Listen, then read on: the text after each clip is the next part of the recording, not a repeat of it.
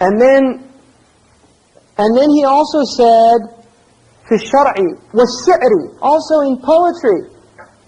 Humility and forbearance is always praised in poetry, right? So he's saying that you'll find this in the Sharia and in Shi'r. وَالنَّثَرَ الْحُكَمَةِ, and all the sages also in their writings. وَوَصْفَ الْأَنْبِيَاءِ طُرًّا بِهِمَا, and that all of the prophets, all of them have been characterized with humility and forbearance. None of them were known as being arrogant or easily angered. They were all known to have hilm wa tawada. And then he said, وَدَفْعُهُ يَحْصُرُ بِاسْتِشْعَارِ أَلَّيْسَ فَاعِلٌ سِوَى الْقَهَارِ. You can prevent it or suppress it by recognizing that there's no action except that it's from Allah. So part of when things happen that make you angry, you have to take some breath and just say, La ilaha illallah.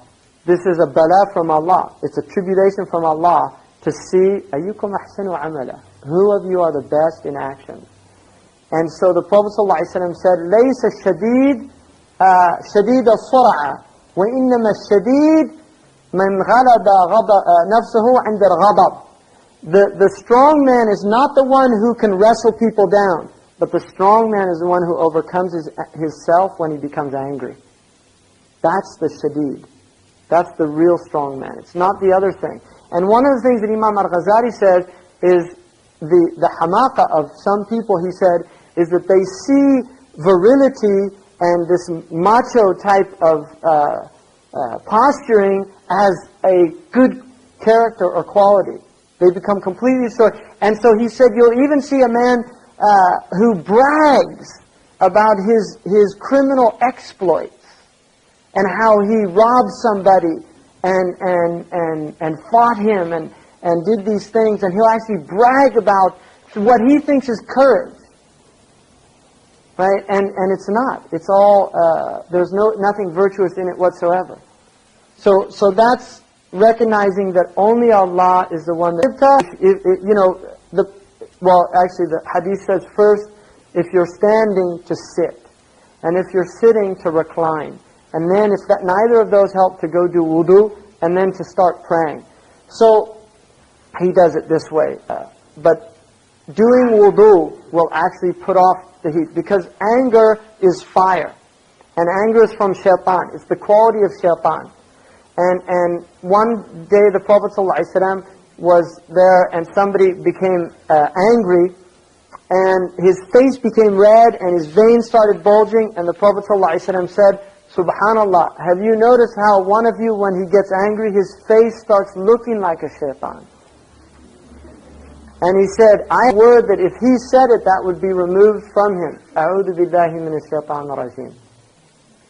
And I was once in a conflict type resolution situation, and it was really interesting because it started getting heated, and both parties stood up. They were on couches, and they both stood up at the same time.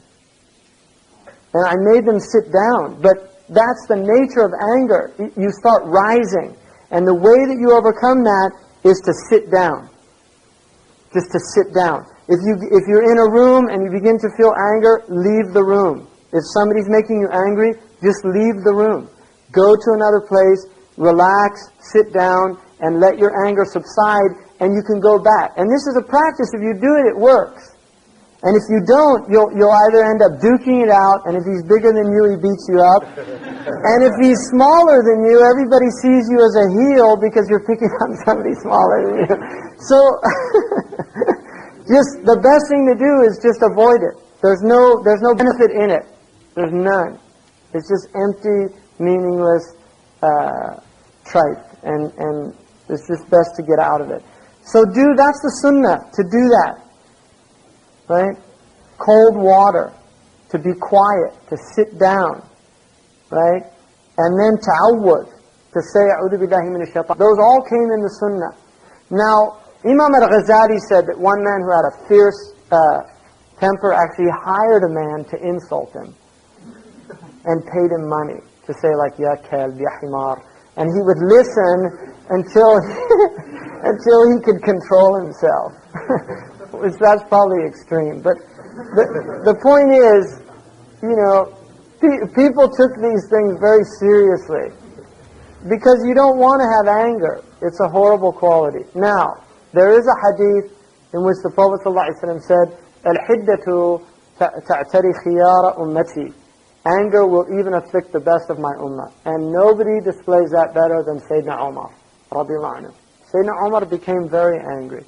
But if you look at Sayyidina Umar, his development as a human being in his Islam, radiallahu anhu, by the end of it, Umar was not a person that his anger ever got the best of him. In fact, it was the opposite. He would tend to be actually very forgiving. And you can see this in his later period. And even when he was stabbed to death, you know, the first thing he asked, was it a Muslim? And the man said no, and he praised Allah that a Muslim didn't kill him. He just didn't want that a Muslim would have done that to him. You know, he said, Alhamdulillah. And that was his nature, you know. I mean, even though he was very ferocious and a lion of Allah, he didn't.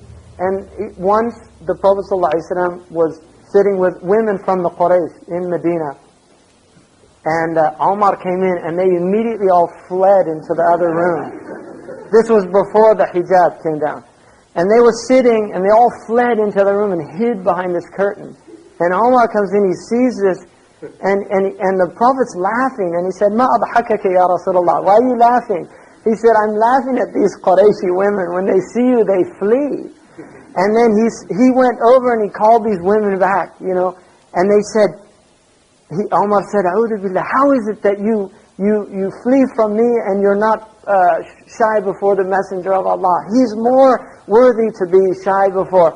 And they said, "But you're aghladu wa afaddu, you're like you're meaner and harsher than the Messenger of Allah. He doesn't get angry." And the Prophet ﷺ, he laughed and he said, "Ya Sayyidina Umar, لو سرقت فجا لسرق الشيطان فجا آخر." If you went down a path, shaitan would go down another path. You know, I mean, that he was. That idea of learning to control the anger, Umar radiallahu anhu is really an example of somebody who mastered that quality. He really mastered it. And but again, he's adl, and adl is rooted in ghadab, but it's a healthy ghadab. He wants justice because there's indignation. He becomes angry when he's wrong. He wants to right that wrong. And even went to kill the Messenger of Allah sallallahu alaihi wasallam before he became Muslim. That did in a desire to right a wrong. He felt it was wrong. So it was always rooted in his belief. He had a very strong sense of justice. And the Khattab family were traditionally in the Jahiliyyah Arab culture. So that is and obviously the Bahr will go on. I'm going to start. Is there questions? Was there a question over here earlier?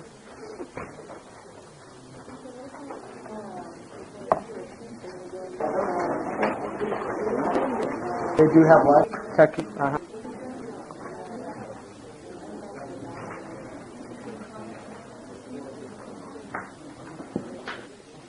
I mean, personally, for children that are under 7, you have to really be careful about becoming angry with them. If they're over 7, then you need to display discipline. I mean, they have to be disciplined. In fact, interestingly enough, I didn't mention this, but in these 3 souls, the question was about, you know, getting angry if you're a teacher and you need to establish discipline. And in the souls, the 3 souls, the stages are the first 7 years are the appetitive soul. So that's why you see children are constantly eating, wanting, you know, it's all shahawat and fulfilling their appetitive soul. And then the second 7 years is the ghadab. And then the third is the rational or the ilm, right? So this is the first. So if they're in the second, this is why the hadith says لَعِبُوهُمْ لِسَبْعٍ, and lu'b is fulfilling shahwa. right? Because the Prophet ﷺ said that there's no lu'b in Islam except one of them is with the spouse, right? That's a good lu'b, to play with your wife. And the Prophet ﷺ played with his wife. It was muda'aba and this type thing. So the hadith of Sayyidina Ali was لَعِبُوهُمْ لِسَبْعٍ. Play with them for 7 years. During this period of the appetitive soul, just allow them to indulge themselves. It's part of what they're meant to do. They're discovering the world. And it's all sensual because they've been in a spiritual realm and now they've moved into the realm of sensory, and so they have to come into their bodies and they have to experience it. And that's why oftentimes children, things will happen to them that are quite traumatic, like they get burnt.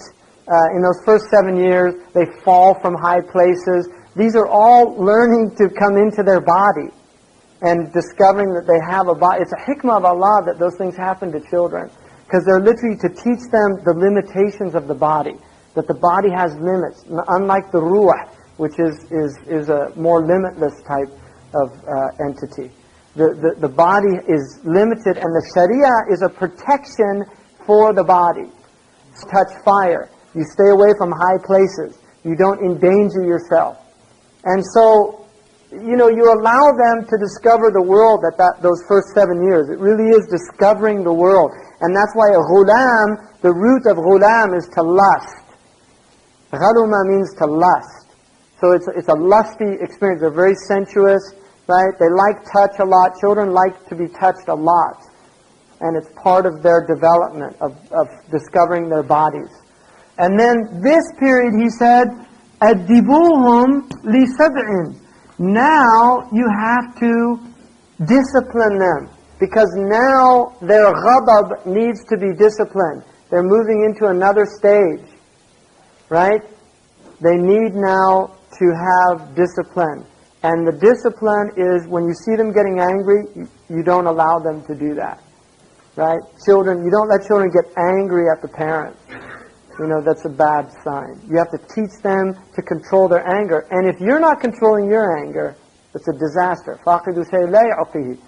If you don't have something, you can't give it to somebody else. So if they see you getting angry all the time, they're just going to imitate the behavior. And then you'll wonder, where'd they get that temper? Right? And it's from you, because you're their model. So the ta'deeb comes in those next 7 years. And then he said, then خَلِلُوهُمْ لِسَبْعٍ. Befriend them for 7 years, because this last stage is the stage of ilm. Now they're moving into the stage where they need, they need your guidance, they need your mushawara, they need your counsel, because you're going to help direct them, to learning, to what they're going to do with their education, those type things. That's a traditional model anyway. Any other? Mm-hmm. We differentiate more between hilm and qabl al-ghayb. Oh, it's interesting. You know the word for hilm. What's it mean in Arabic? I know, but what's the root word though? What are ahlam? When they said safahu ahlamana, the intellect. So really, forbearance is a sign of intellect. Why? Because you have your quwwa al-ghadabiyya under control. It's guided by your rational soul. So your aql is working. Because the aql it's an iqal, ya'qiluhu.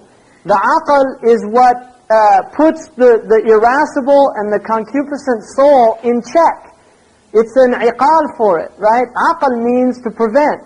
And that's what the rational mind is supposed to do. It's supposed to keep the ghadab and the shahwa in check. And if it doesn't, you're not aql, you're not halim, you're himar or whatever. I mean, that's what they say. If somebody gets really angry, they say, ya himar. You're like a donkey or something like that. Why? Because he's acting like a beast, he's not acting like a human being. And usually he's a himar too, because he's angry too. Yeah, but the difference between hilm and tahallum, right? A tahallum, oh, very good point. I'm really glad you brought that up, because I forgot to mention that. I'm really glad you brought that up. there is a hadith, and this is really important, because some of us are going to say, my God, I can't do any of this, it's all too hard, and I'm a mess, and I get angry, and I do this and that, and I eat too much chocolate, or whatever. Now, the hadith says, and I'm glad that Abu Dhar brought this up, the hadith says, إِنَّمَا الْعِلْمُ بِالتَّعَلُّمِ وَإِنَّمَا الْحِلْمُ بِالتَّحَلُّمِ. Knowledge is through acquisition. You acquire knowledge. You're not born alim. You become an alim. How did you do it? Through effort, mujahada. Right? The alim is the one he struggles to learn. He gets up in the night, he studies, he reads, he goes to the dars, he listens, he takes notes, he studies, he reviews, all that. That's mujahada. So you weren't born with that knowledge, it's something that you acquire. Hilm is the same thing. The hadith says, وَإِنَّمَا الْحِلْمُ بِالتَّحَلُّمِ. Now what happens when you become an alim? Somebody who's an alim, if you see an alim, what does it appear to you? You don't see that he was a student. It seems like they always had that. Right? That's what it seemed. You don't see when they were doing all their studying and all their work and all that. The same with the halim. You don't see when he was struggling with it. You think it's like he was born that way. It's something you acquire, and that's what that's what Umar radiallahu anhu, he acquired it, tahallum. He didn't, and then tahallum is from tafa'ul, which is takalluf. You have to work for it. It's hard. Now, really important point. Imam al-Ghazali uses the metaphor of a calligrapher. He says, what do you do when you have a bad handwriting? And this is a metaphor. What do you do when you're angry? He said you go to somebody who has an excellent hand, and you watch him, and then you ask him to draw you the letters, and then you go home, and you keep doing the letters over and over again. And initially, they're going to be lousy. But suddenly, about a month or 2 months later, you start noticing there's an improvement, but it's still not mastery, it's far from it. But it looks much better. And somebody who's not even started, he'll say, you have great handwriting. But if the master looks at it, he said, this is terrible. Right? Because sayyat al-abrar, right? Hasanat al-abrar, sayyat al-muqarrabin, you're moving up in ranks. Now, what happens when you become a master? You see them drawing. Like I watched Muhammad Zakaria, I took a lesson in calligraphy from him, the first lesson I had, and I watched him do it, and I was thinking, I can do that. Wallahi, I thought that. I said, that looks so easy. Right? Because he's a master. He is a master. Like he's American master of calligraphy. He wins awards in Turkey and things. But I didn't see all those nights and years that he was doing it. Now, he just makes it look like he was born writing perfect calligraphy. And then when I got the pen and started doing it, and it's like jumping up and down. Really, it was hard. It flowed across the paper. That's because of mastery. And so the same thing happened now. The really interesting thing about this. So what do you do when you want good character? You do three things. One, you learn what it is. You have to learn what bad character is and what good character is. And that's what we're doing here. That's what we're doing. We're doing the first stage. You have to learn what good character is, and you have to learn what bad character is. The second stage is mujahada. وَالَّذِينَ جَهَدُوا فِينَا لَنَهْدِيَنَّهُمْ سُبَلَنَا. Those who struggle, for our sake, we will guide them to our paths. But then you have to, يَا أَيُّهَا الَّذِينَ آمَنُوا اتَّقُوا اللَّهَ وَكُونُوا مَعَ الصَّادِقِينَ. You have to have صحبة. الْمَرْءُ عَلَى دِينِ خَلِيلِهِ. You have to find people with good character, and you have to spend time with them. And there's another benefit in being with people who get angry easily, right? Is to recognize how unpleasant it is. And this is why Imam Shafi'i, once somebody asked him, how did you get such excellent character? He said, I listened to what my detractors said about me, and then I looked into my soul to see if it was true, and when it was, I struggled with myself until I removed it. Sayyidina Isa was asked by a man once, how did you get such excellent character? And the prophets are born with it, but this is what the tradition says. He said, I looked at the bad character of people and I avoided it. Right? So part of it is doing a mujahada. But the third stage is to be with the person who has good character. And Sayyid Ahmed Zarruq says, وَهُوَ مَعْدُوم good luck, right? It's difficult to find. But we shouldn't ever despair, and at least we should be trying I'll tell you, this stuff, it really works.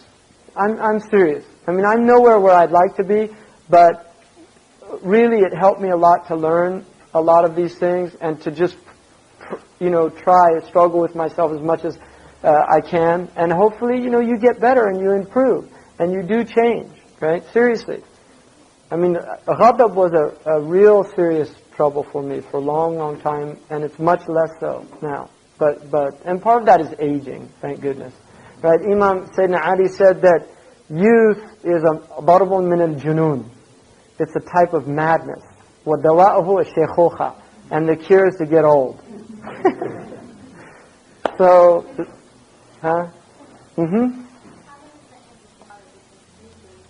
Yeah, anger with the parents. That's then you should be angry at the act, not at the actor. In other words, it should upset you what's being done, the action of the person, but if it's your father or your mother, you have to be really careful. If you're able to do amr bil ma'ruf and nahi anil munkar, then you should. Dhan al-ifada is the wujub is based on dhan al-ifada and not leading to a worse fitna. But the parents, you have to be really careful about it. The Prophet ﷺ, a man came to the Prophet and he said that my father takes my money and it really angers me. And the Prophet ﷺ, he said, أَنْتَ وَمَالُكَ لِأَبِيكَ. You and your wealth belong to your father. In other words, he was the means by which you were given existence. So the parents really have a high maqam in Islam. It's just, that's a given. And the best thing to do with the parents is recognize that they're human beings, they have their limitations. I had a teacher once who told me, he wasn't a Muslim, he was a very wise person, he was a good teacher. And he said to me once that he thanked his father because he taught him how not to be a father. And he said he really did, his father was so harsh on him that he did the opposite with his children. And he said in the end he realized that it was a gift that his father gave him. And he was genuine in that. He wasn't saying, he was saying, I realized, obviously, and that's looking at the good side of something. Obviously it'd be better if you had a father who was a good example and showed you how to be a father, not how to not be a father. But the idea is taking the worst situation and making the best of it. And that's a gift. And that's hikmah. وَمَنْ يُؤْتَ حِكْمَةً فَقَدْ أُوتِيَ خَيْرًا كَثِيرًا. And that is hikmah. And that's the beauty of Islam, is that in any situation, it can be beneficial for the mu'min. Assalamu alaikum.